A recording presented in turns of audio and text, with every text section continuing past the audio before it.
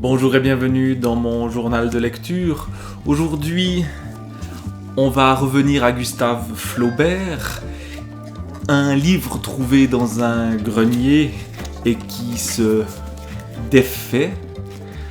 J'avais déjà parlé de la correspondance de Baudelaire, celle que j'avais déjà trouvée dans le même grenier, qui relatait l'époque où il écrivait l'éducation sentimentale. Eh bien, on retrouve une partie de cette correspondance quelques années plus tard, à la fin de la vie de Gustave Flaubert, avec aussi, dans ce livre-là, des carnets et projets. Et donc, on découvre des œuvres de Flaubert qui n'ont pas été publiées, des idées qu'il a lancées.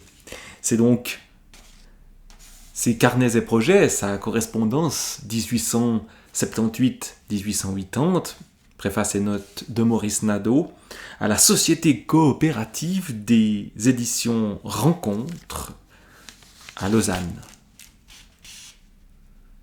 1965. Alors, je vais parcourir un peu ces carnets. Tout d'abord, effectivement, aller regarder les idées de Flaubert, celles qu'il expose dans ses carnets. Déjà, avant même les carnets, on a des idées de livres. Il a, par exemple,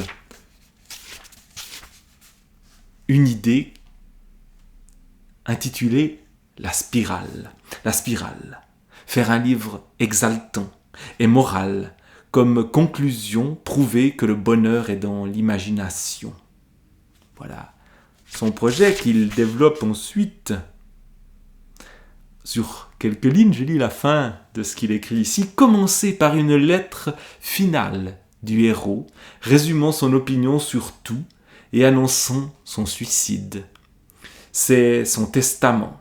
Là, il fait un peu son histoire. Puis, une occasion se présente de faire le bien, et l'action s'engage. Donc, une idée, la spirale de livres, qui n'a jamais abouti. Et puis des carnets que l'on retrouve avec plein de choses très très variées, des notes prises dans le cadre de ces lectures, des idées, des aphorismes. Lisons quelques éléments de ces carnets. Le goût est comme la voix.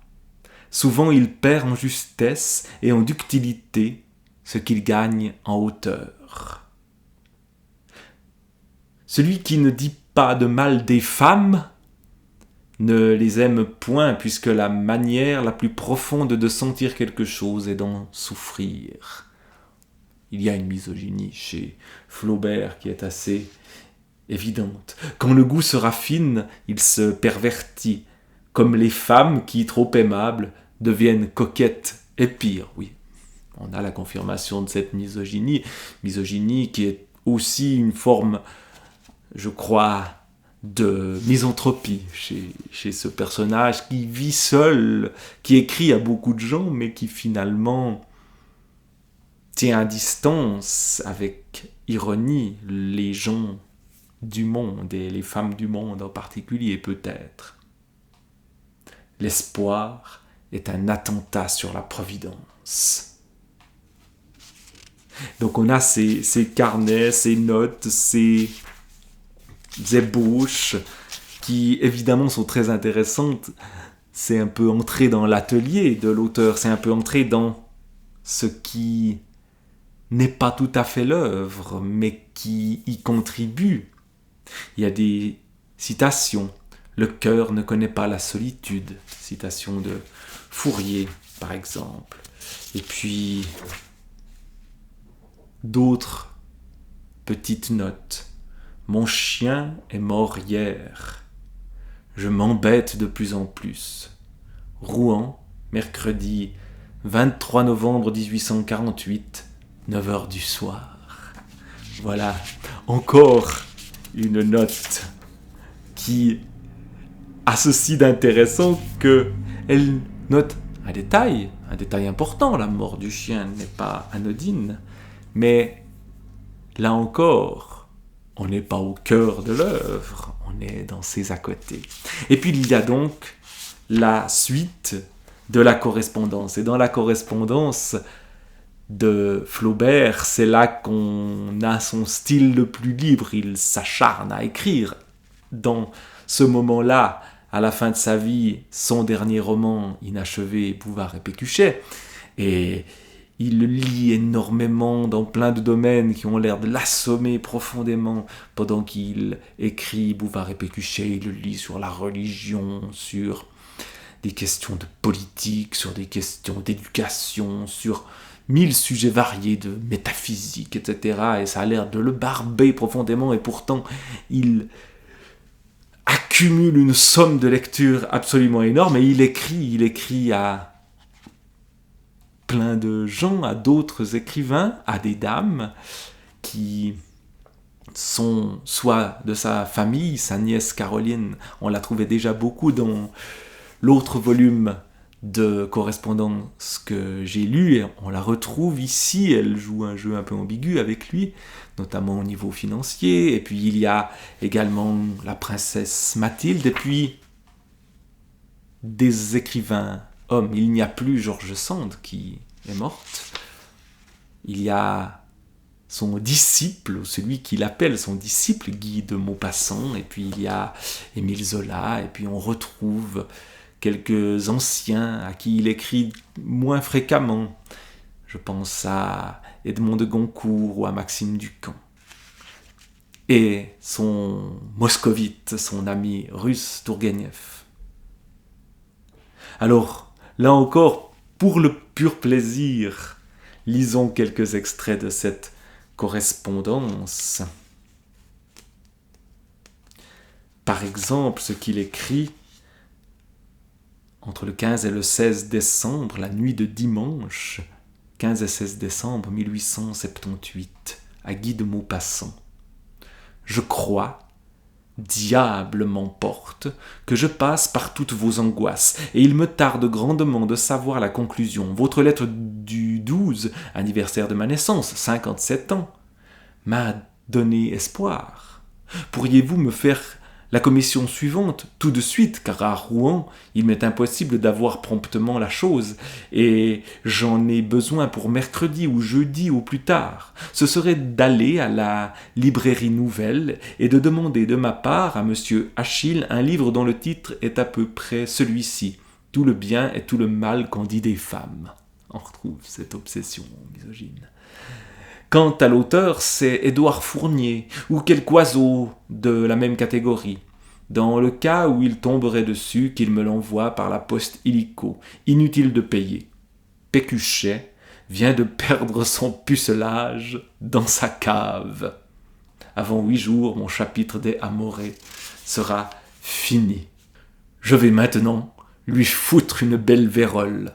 Après quoi, mes bons hommes dissertent sur la femme, avec F majuscule, et c'est alors que j'aurai besoin de textes moraux touchant cette espèce. Le livre en question, un petit bouquin, et je crois une collection de passages irrelatifs. Découverte. Je sais pertinemment que Dallot n'a pas même lu mon manuscrit. Il l'a fait lire par son secrétaire, lequel lui a déclaré que c'était tellement ennuyeux que la publication était impossible. Cela me paraît fort. Je vous embrasse ainsi que votre chère mère, votre vieux. Donc, on a des détails de l'écriture de Bouvard et Pécuchet avec ces recherches là sur la femme, sur l'amour, que fait Flaubert et qu'il transmet à Guy de Maupassant. Et puis, on retrouve d'autres lettres petit à petit. Flaubert se détache du monde, il s'enferme dans son écriture, il reste chez lui à Croisset, il va peu à Paris, il se casse la jambe, et ce qu'il veut, c'est au fond être tranquille, qu'on lui foutre la paix, comme il l'écrit dans une lettre toujours à Guy de Maupassant, 16 février 1879, mon bon, au nom du ciel, qu'on me foute la paix. Ne vous occupez pas de moi, je vous en prie. Cette pitié que le Figaro sollicite pour moi est une nouvelle coupe d'amertume. Maudit soit le jour où j'ai eu la malheureuse idée d'imprimer mon nom sur un livre. Donc on voit que Flaubert n'aime pas qu'on parle de lui, il ne recherche pas les honneurs, il est scandalisé quand son ami Maxime Ducamp entre à l'Académie française.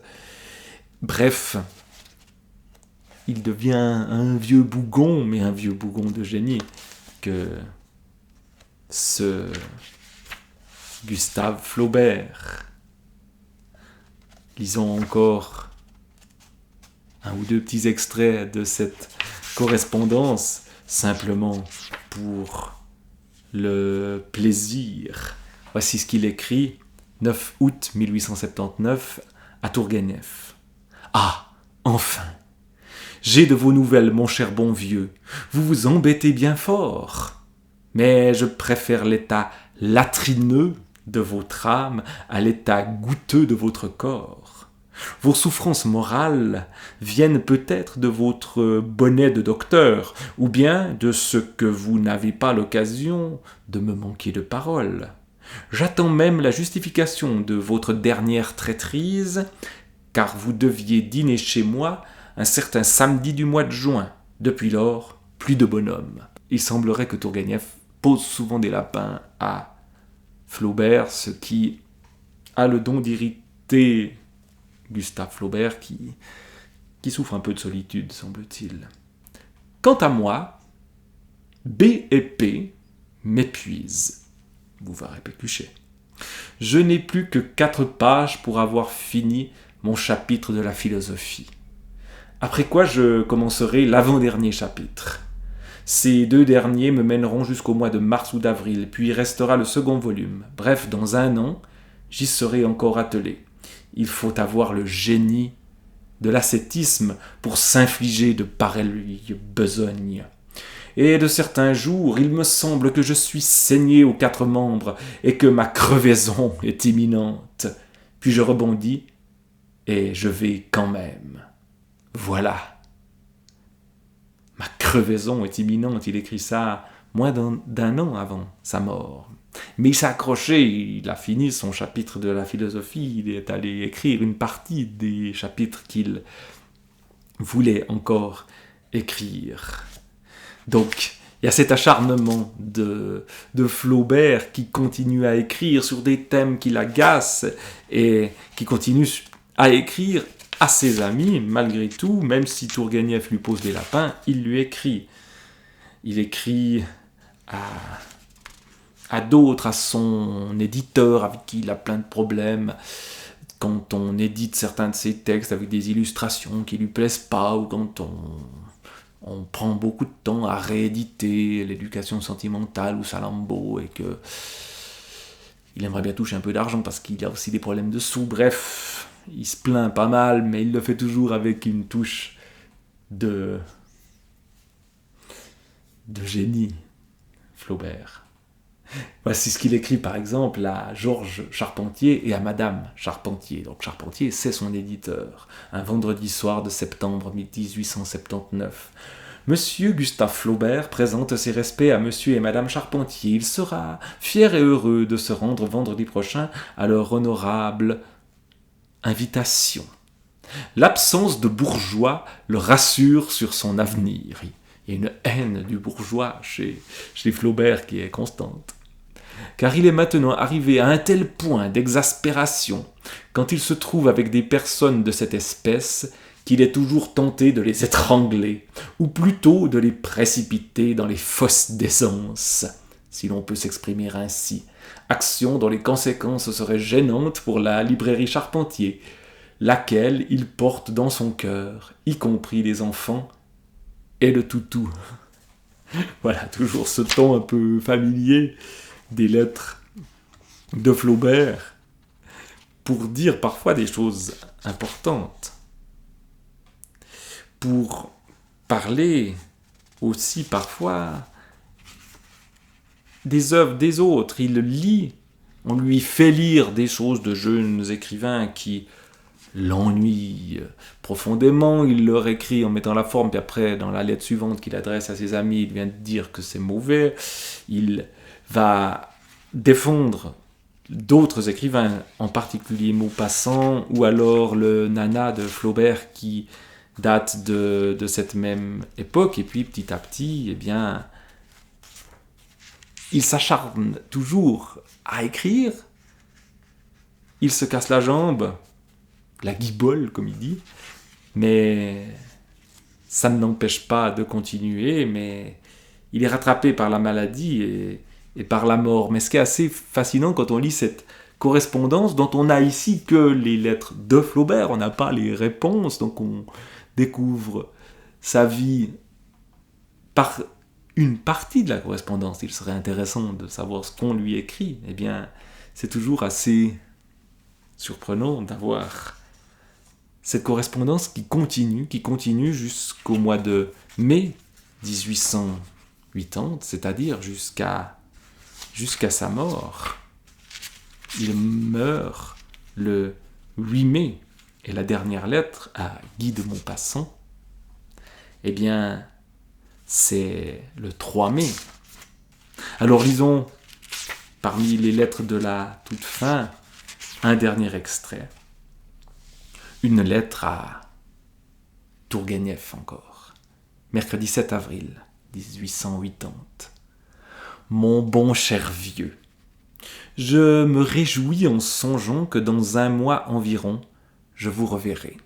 Il ne le reverra sans doute pas 1 mois après. Il meurt. Toutes les inquiétudes que vous aviez sont disparues, Dieu merci, et bientôt on pourra deviser longuement. Le dimanche de Pâques, les oreilles vous ont-elles corné ? On a porté chez moi un toast à Tourguenieff en regrettant sa présence. Il y a une note qui dit son absence. On choquait leur verre de champagne à votre santé, votre serviteur, puis Zola, Charpentier, Alphonse Daudet, Goncourt, mon médecin Fortin, et cette petite canaille de Maupassant, comme dit Lagier. À propos de Maupassant, son état n'est pas si grave que je craignais. Il avait des problèmes aux yeux, Maupassant, à ce moment-là. Il n'a aucune affection organique, mais le jeune homme est archi-goûteux, ultra-rhumatisant et totalement névropathe. Après avoir dîné ici, ces messieurs y ont couché et sont repartis le lendemain, après avoir déjeuné. Il m'a fallu de l'entêtement pour ne pas leur lire quelque chose de B&P. Pradier, quand il travaillait aux Invalides en 1848, avait coutume de répéter « Le tombeau de l'empereur deviendra le mien », tant il était fatigué de sa besogne. Moi, je puis dire « Il est temps que la fin de mon livre arrive, sinon ce sera la mienne. » Franchement, j'en suis tanné, fourbu. Ça tourne au pensum, et j'en ai encore pour 3 mois, sans compter le second volume qui m'en demandera 6. J'ai peur en somme que l'effet ne réponde trop peu à l'effort, et je me sens si épuisé que le dénouement pourrait bien être anémique et raté. Du reste, je n'y comprends plus goutte, et j'ai les membres moulus, avec des crampes d'estomac, car je ne dors presque plus. Mais assez de gémissements, il sent quand même qu'il se rapproche de la fin, mais il croit que c'est la fin de son livre. Or, la fin du livre ici, du livre que nous lisons, de la correspondance de Flaubert, eh bien, elle est brutale, comme toute fin humaine, puisque la dernière phrase qu'il écrit dans sa dernière lettre à Guy de Maupassant, c'est « Tu me verras au commencement de la semaine prochaine ». Puis on a cette note. Flaubert est mort le 8 mai. Voilà, c'était quelques mots sur la correspondance de Flaubert et puis sur ses carnets et projets qui sont dans cette vieille édition qui se casse, mais qu'il vaut la peine de lire parce que l'écriture de Flaubert, quand il écrit à ses amis, eh bien, elle vaut le détour. Je ne dirais pas qu'elle vaut l'écriture de Flaubert dans ses chefs-d'œuvre. Mais, mine de rien, c'est une manière d'aborder cet auteur absolument fantastique par peut-être la bande, et avec ce plaisir-là d'entrer dans son intimité. Gustave Flaubert, Carnets et projets, correspondance de la fin de